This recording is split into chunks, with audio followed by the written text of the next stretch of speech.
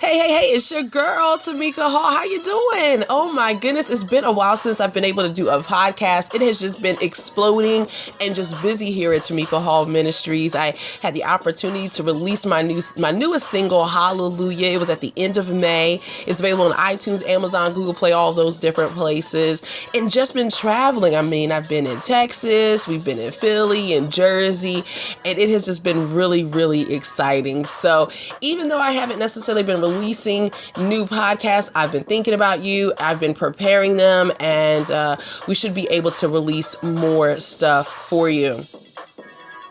If you haven't been to the site lately, have a couple of posts that you really probably want to know about. One is what recording artists should know about radio edits. I mean, there are reasons why your song may not be getting played. If you know that you have written a quality song, if you've produced a quality song, you released a quality song and it's not getting played on the radio, it's a possibility that there could be a reason for that. So that's a really good post for you. 7 ways to make money with your music. Sometimes we just have a one-track mind with how we make our money, but that particular article gives you some insight on other ways that you could be making money, and I'll be releasing some more articles about just creative ways to make money with your music. And then another one, songwriters, what they should know about split sheets. I mean, I've had some experience with this directly with folks that I've connected with, and it's very important that anyone that you come to the table with, that you all understand what everybody's role is when it comes to writing that song, what everybody owns with that, how much everybody owns of the song, so you can retain your royalties and things like that. So those are just a couple of articles. I'm going to put links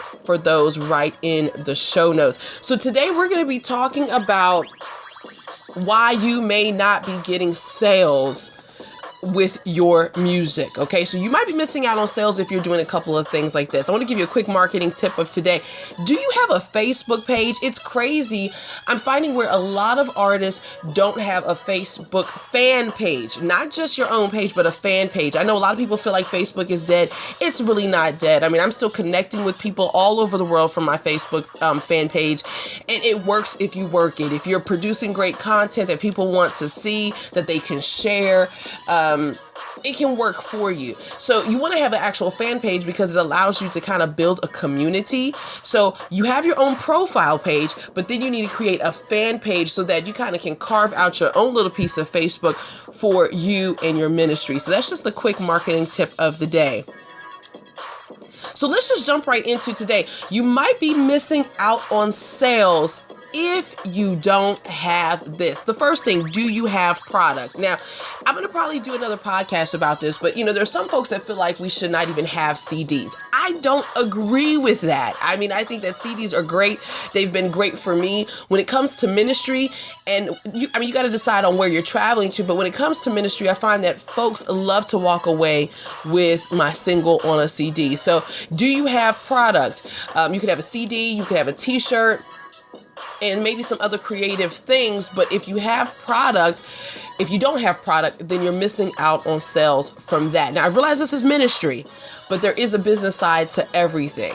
And unfortunately, a lot of times we get so caught up in ministry that we're not realizing how much money we're putting into producing a really great single, or the travel costs and things like that. And so having a CD, having t-shirts, those things, not only do they allow you to leave a lasting imprint on people that love your ministry, maybe they may have just been introduced to you for the first time. So it gives them an ability to kind of reconnect with you over and over again when they listen to your music or they wear one of your shirts. So do you have product? The second thing, and I am so bad with this. I'm getting better, but I've been very horrible with this. No one knows that you have product. Okay, so first of all, you get up there to sing and you don't tell anybody that you actually have a single out or that they can download it, that you have CDs. This has been so hard for me because of the whole ministry aspect. Now, as a salesperson, I'm a great salesperson. I mean, I have my own business, but when it comes to me standing in front of a church and I have to get ready to go into worship, it's difficult for me to do that. So one of the ways that I've combated that is I took a quick tip from Charvette. Charvette was on the show a couple of months ago, and she talked about 4 mistakes that artists make and how you can avoid them.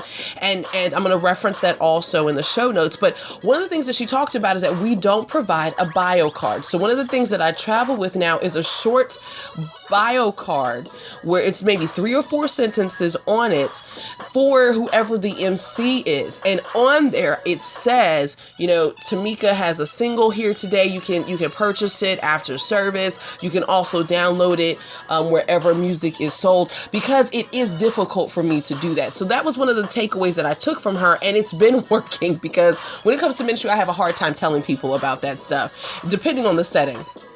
The other thing is presentation is everything. If you have product and the venue where you're at, they allow you to have a table, make sure that it's set up nicely. I mean, you don't have to have a lot of bells and whistles unless you're able to do that, but at least make it look nice. Don't just have your stuff just stacked up there, because then you look like a salesperson. There's an art to selling your stuff. Number one, you're going to have people that want your music because they heard you minister, and they're going to rush to your table. And then you're going to have some people that they're going to come to you because your table looks nice, and they're going to want to see what it is that you have. And maybe they like your voice or your music, and they're going to come to your table because it has a nice presentation. People are attracted to that, and so you want to make sure that it's set up nicely. Make sure that it's organized. So if you have more than one product, you want to have your CDs looking a certain way, your t-shirts looking a certain way. Don't have people, having visual ADD, if that even makes sense. If they're having to jump, their eyes are having to jump from one thing to another to try to put things together, it's not going to make sense for them. The other thing, I was just speaking with a client this morning. It's always great to offer bundles. People love discounts. So let's say you do have a t-shirt and you have your single, which is on a CD. If you offer those together, let's say you're selling your single for $5, you're selling the t-shirt for $20. Well, maybe what you can say is you can get both for $20. You know what I mean? And that way you're still making money, and your folks are walking away happy because they have gotten a sale. They've gotten a sale. They've gotten their stuff on discount. The other thing is, have somebody at your table while you're ministering. I mean, I feel like I probably should have reversed those, but it just is what it is. Have somebody at your table while you're ministering, if that's available. Now, some places, they don't open up the space for purchasing until after the service is over. But if it is open the whole entire service, maybe it's a concert, have somebody at your table selling your merch. And then also have them there while you're there, so that you can take pictures, you can sign CDs, and then that way you're not all over the place and spastic.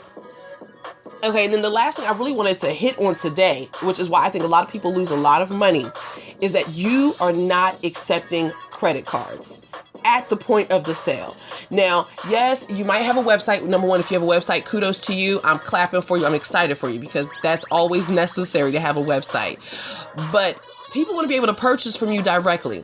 Now, when people go to a concert or they go to a service, maybe you're at a conference, think about it. How much cash do you carry? If you're anything like me, you might not carry a lot of cash. I don't like to carry cash because I spend it. When I have to whip out my debit card or my credit card, I think about my sale. That's just me. That's probably a little bit crazy, but that's how I am. But I'm finding a lot of people don't carry a whole lot of cash. And when they do, especially if you're at a venue like that, they put it in an offering. If there are other artists that are on the program, they're trying to spread their money across all of their favorite artists.